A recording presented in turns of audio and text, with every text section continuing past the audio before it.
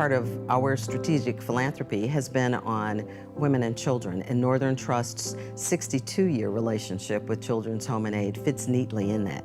Our investments that we've made, we have employees who have been board members since the late 1980s. When we talk about our partnership with community organizations and tying that into things that we care deeply about, education, women and children, all of those things, we manifest that in very real ways.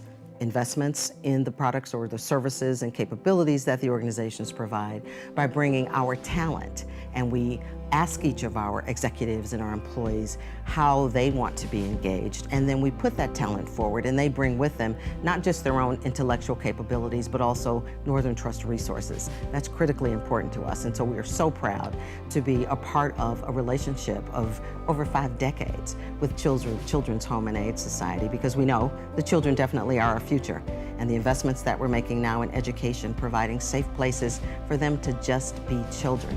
I think the blessing to society is that we then have invested in a resource for them that allows them to live full, healthy, well-balanced lives, and we've been a part of that. That will outlive us because we're investing in the future.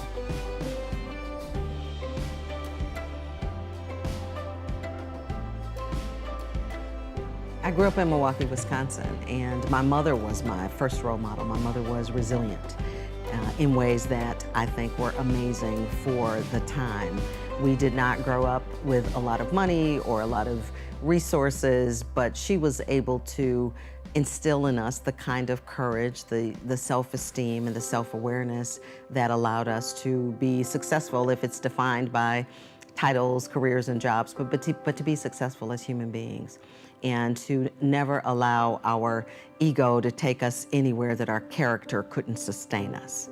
And that was critically important. So my mother is my shero, always has been and always will be, because of just how courageous she was, her resilience when things didn't go quite as we thought they might.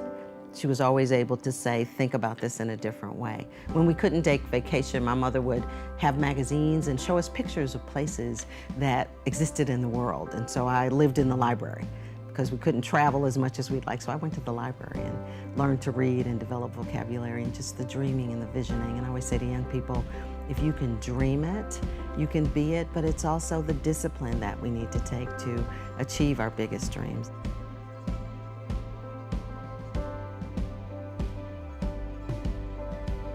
One of the privileges I have in the work that I do, my own personal passion for mentoring, is working with young people and talking to them about the things that they care deeply about and looking at it from their vantage point. They really do, many of the young people want to be involved. They want to see how they can actually physically be a part of the change. As people mature in their lives, checkbook philanthropy becomes a part of it. But for young people, when I talk to them, I say, first find out what matters most to you. Find out what matters most to you. What is the one thing that without you cannot be done? What is the one thing that without you cannot be done? Focus on that. Figure out what you need to develop skill-wise, where that is, and then pour yourself into that. Be committed to it.